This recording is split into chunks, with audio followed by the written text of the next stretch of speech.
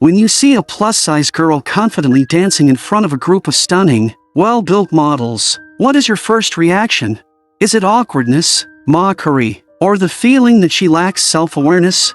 In today's society, it seems that beauty has long been defined by a harsh set of standards, and being overweight is conveniently excluded. But the story we are talking about today delivers a sharp slap to that prejudice, because it tells us that true confidence is the highest form of allure. Renee is a plus-size woman, and because of her body shape, she has always been looked down upon, which gradually planted a deep sense of inferiority inside her. This self-doubt does not stop at her appearance, but quietly spreads into her professional life as well. Although Renee works for a well-known cosmetics company, her office is located in a basement far away from the headquarters. Her only co-worker is a reclusive programmer who barely lifts his head, and conversations between them often fall into silence before they even begin. Renee hates this kind of life, and she constantly fantasizes about being transferred back to headquarters, becoming a polished front desk receptionist, and working alongside those refined and beautiful girls every day. But whenever this thought arises, she quickly suppresses it, because she believes her bulky appearance simply does not belong in the bright and glamorous environment of the main office. So after countless days and nights of self-denial and longing for change, a do-or-die determination pushes her into a gym.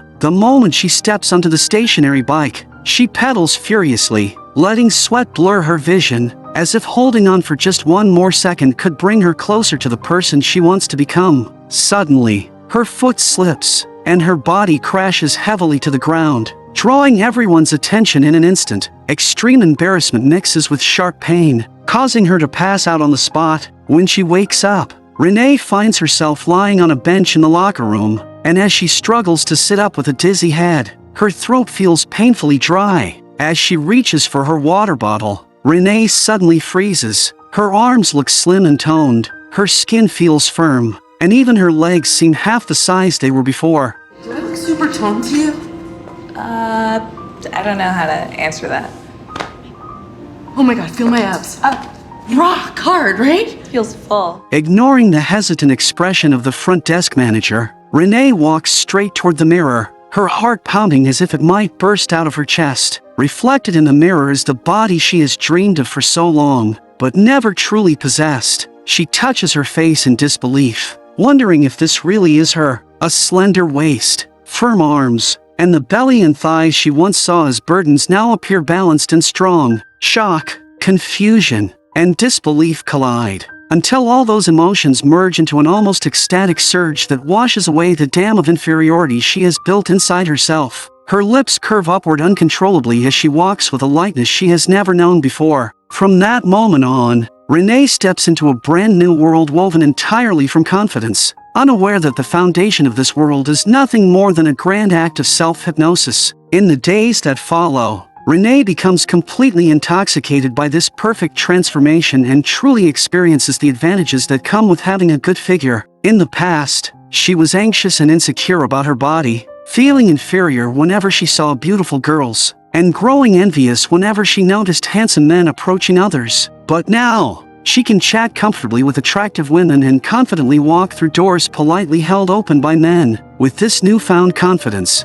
Renee immediately submits her resume to the company headquarters. For Lisa in HR, my name's Renee Bennett, and I'm applying for the receptionist job. Although she does not notice the confusion flicker in the interviewer's eyes, she firmly believes everything is due to her beauty, and that confidence comes entirely from her absolute belief in her new appearance. The next day, when she goes to pick up her clothes from the dry cleaners, a man standing behind her politely asks about the queue number, and she responds with a knowing smile, as if she understands his intentions.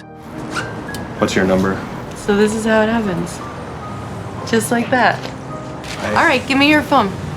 My phone. Give me your phone. I'm gonna give you my number. Are you still talking to Don't me? chicken out now, son. Here, come on. chickening out? Give me, no, we'll exchange phones. That's what'll happen. Here, give me your phone. You take my phone, put your number in, level the playing field. Do people do that? And this way you don't have to feel intimidated. Caught off guard by her sudden confidence, the man becomes flustered and ends up exchanging contact information with her in a daze. The following day, she arrives at the company for an interview full of confidence, but the supervisor politely explains that the front desk position may not suit her. Renee fails to grasp the deeper meaning behind his words and continues to express herself enthusiastically. My only real goal is to come here to this office every day and help people feel the same way I feel when I step off that elevator, that this is the only place to be.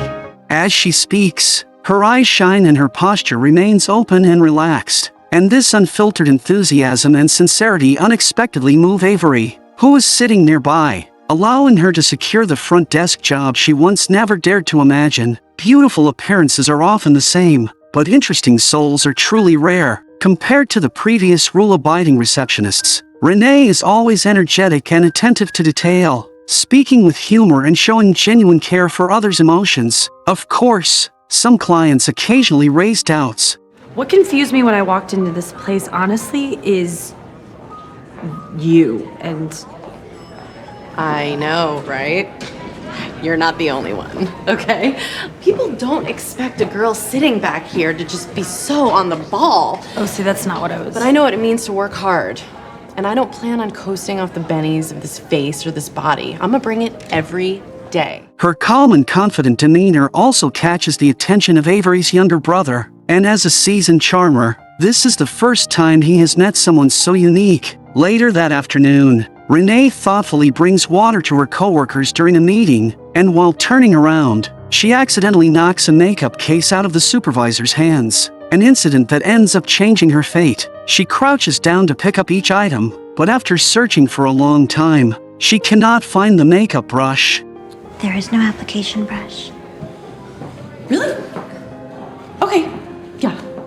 Does that come as a surprise to you? Because if you knew our products, you would know that our blush never comes with an application blush brush. Feeling awkward, Renee offers a brief explanation and tries to leave, but Avery stops her again and asks why she expects a makeup brush to be included. Facing everyone's attention, Renee does not shy away and openly explains that while high-end products often require separate high-end brushes, everyday women usually apply makeup on their way to work. If they open an expensive blush and find no tool to apply it, they would feel frustrated and might even give up on the brand entirely. Renee's perspective gives Avery a sudden realization, and amid genuine praise from everyone, she walks out of the office with confidence soaring. After returning home, Renee admires herself in the mirror again and thinks about the man she met at the dry cleaners, assuming he was too shy to contact her. So she takes the initiative and calls him to arrange a meeting. The man agrees to meet out of courtesy, and while strolling together, they pass by a bar that happens to be hosting a bikini contest. In the past, Renee would have immediately lowered her head and quickened her pace, but now she is different. Under her companion's astonished gaze, Renee confidently rolls up her pant legs and ties the hem of her top into a knot, then signs up without hesitation despite his visible unease. After a lineup of women with striking figures finishes their performances, she steps onto the stage designed exclusively for bold beauties with grace and composure. When the spotlight shines on her real and full figure, the crowd instantly falls silent. Renee does not notice the audience's stunned expressions, because in her world, she believes they are all admiring her beauty. As the music begins, she performs several moves she considers bold and alluring, routines she has practiced countless times alone at home but never dared to show in public. In this moment, she feels no shame or embarrassment, only pure enjoyment and release. A radiant smile spreads across her face, a mixture of joy and pride from finally standing on the stage she has always dreamed of. In her inner world, she is the champion, and she is the queen. Ethan watches silently from the crowd, and what he sees is not a plus-size girl making a fool of herself, but a radiant soul filled with courage and light. His expression slowly shifts from initial awkwardness and discomfort to admiration and deep emotion. The openness and bravery Renee displays go far beyond physical limitations, giving him an entirely new understanding of beauty. As their mutual affection grows, the two soon begin an official relationship. Love gives her a steady sense of confidence, and her career begins to flourish as well. Ever since Avery listened to Renee's advice last time, whenever she encounters problems she cannot figure out, she often seeks Renee's perspective. After giving it some thought, Renee tells her that overly attractive presenters can actually intimidate customers, making women feel pressured, and even believe that no matter how much makeup they apply, It is all a waste of time. It's just a stupid idiot. Don't. God, you're not. You're amazing. You're everything I could ever want to be. It's this voice. Only at this moment does Renee suddenly realize that even a business leader who appears completely at ease in the corporate world hides unseen vulnerability and insecurity inside. To thank her for the honesty, Avery takes the initiative to invite Renee to an evening banquet. As evening falls, Renee arrives with her boyfriend, expecting a lively cocktail party, but once inside, she discovers it is actually a warm family dinner. With Avery's enthusiastic introduction, the grandmother becomes deeply interested in Renee, especially admiring her ability to precisely grasp customer needs. The grandmother immediately extends an important invitation, asking Renee to give a speech at the new product launch, and promises that if the event is a success, Renee will become the brand manager for Rich County. Everything seems wrapped in a halo of good fortune, and Renee almost believes that her dream is about to come true. What she does not know is that this is only a brief illusion before the dream shatters. On the eve of the launch, Renee prepares her speech alone in the hotel when a knock at the door interrupts her thoughts. Standing outside is Avery's younger brother, and although they have not interacted much before, Renee's confident and graceful presence has already left a quiet impression on him. Under his sincere and patient approach, Renee gradually becomes drawn to his charm, and a subtle tension begins to fill the air. Just as things start to blur, her boyfriend's message suddenly arrives, snapping her back to clarity, and she finds an excuse to decline any further invitation, then closes the door and rushes into the bathroom, turning on the shower to wash away the confusion, only for an unexpected incident to occur. When she wakes up in the steam-filled bathroom, Renee senses that something is terribly wrong, and the mirrored surfaces in the hotel lobby not only reflect her true appearance, but also completely shatter the confidence that had grown inside her. No! It's gone! It's gone! What? I said, who are you? Into the foggy mirror, and I hit my head. I must have broken the spell, and it's gone! And I knew it couldn't last. Why would this last? You're so stupid, Renee! What's wrong with you? I'm back to being me! Unable to find the courage to face her restored self, she asks someone else to deliver the speech to Avery, books a ticket overnight, and leaves the city. Back home, she looks at herself in the mirror with sadness. The radiant illusion has vanished, leaving only panic at being exposed and an even deeper sense of despair. She shuts herself off from the world, refusing all contact, lacking the courage even to read Avery's messages. And when her boyfriend video calls to ask her out, she hides behind excuses. In the end, she cannot avoid it, and forces herself to show up at the bar where they first met. Seeing her boyfriend, Renee still cannot bring herself to approach him, and instead staggers to the bar counter, only to lock eyes with Ethan as she turns around. Believing that he would never recognize her now, she sends a message saying she is still working overtime. Ethan assumes she is playing a couple's little game, and cooperates by approaching her as if they are strangers. Are you here alone? No. Yes. Still unaware of the truth, Renee alters her voice and continues pretending to be a stranger, asking him what kind of girlfriend he has in mind. What's she like? Like, your girlfriend. That's your girlfriend. She is pretty amazing, funny, and the most beautiful girl in the world.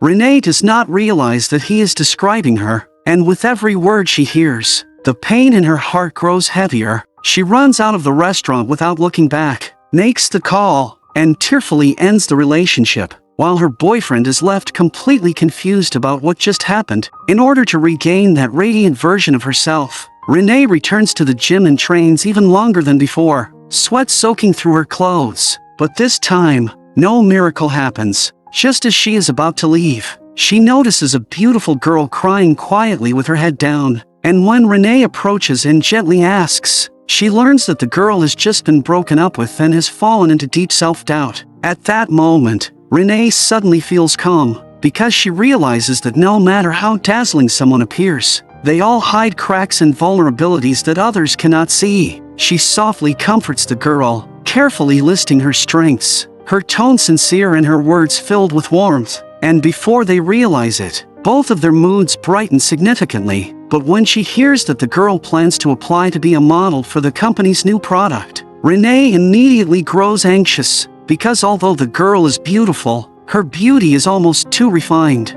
making her mismatched with the product's identity. Thinking of Avery's long-standing trust, Renee knows she can no longer stay silent, and decides to step in and help. On the day of the launch event, Avery steps onto the stage under countless gazes, struggling to suppress her insecurity about her voice as she delivers the opening remarks. Hearing this dissonant, doll-like voice, the audience gradually becomes restless, and Avery grows increasingly nervous. At that moment, the lights suddenly go out, and Renee walks onto the stage with a hint of restraint, signaling the staff to display 2 photographs. One shows her looking bright and polished while working at the front desk, and the other shows her former self hidden in the shadows when she was doing customer service. The 2 images appear completely different, yet both are truly her. When she turns back amid the audience's murmurs, she realizes that the 2 images are actually no different at all. There was no magic.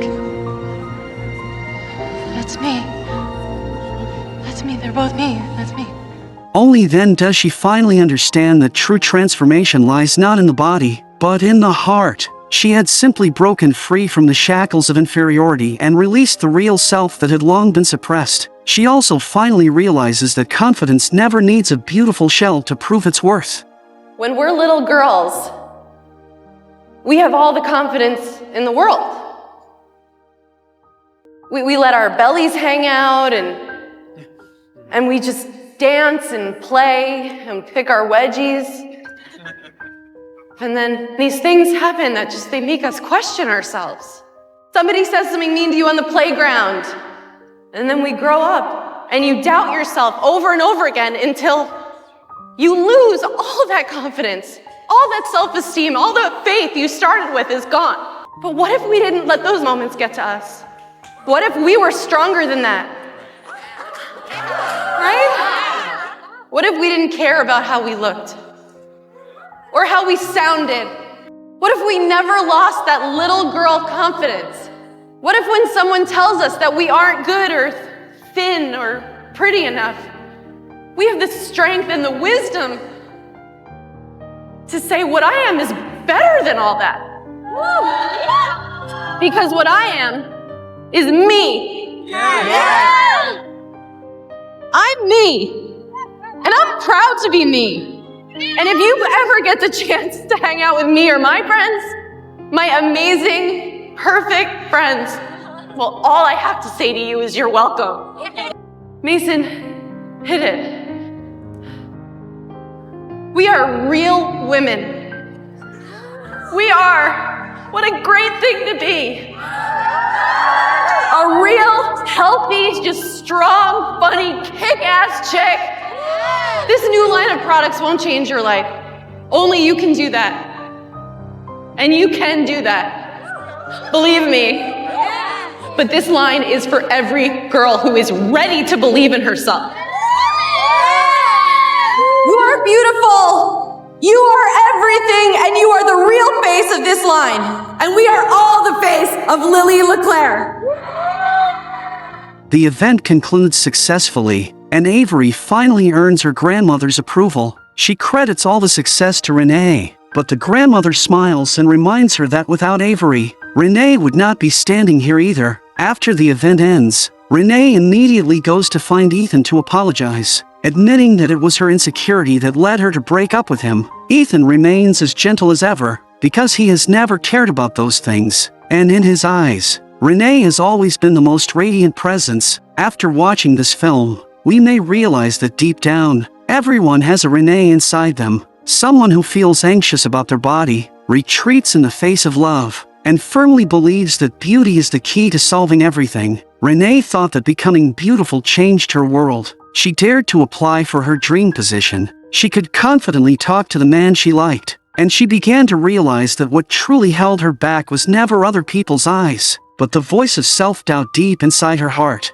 In truth, The barriers set by the outside world are often far lower than the psychological obstacles we place upon ourselves. The confidence Renee developed out of thin air was always built on illusion, but when she finally wakes up, she understands that the charm that made her shine never came from imaginary beauty, but from the brave, witty, and vibrant real self that emerged when she was confident. Everyone has insecurities. The female boss feels insecure about her voice. The fitness goddess also cries when her emotions are hurt. And no one lives in a perfect vacuum. In reality, insecurity is far more complex than it appears in films. It may involve family, education, or past trauma, and even with an attractive appearance, we may still fear public speaking or feel lost about finding our passion. When we no longer experience intense emotional swings because of others' comments, when we are able to truly examine and love our imperfect yet unique selves, we gain the strongest kind of confidence,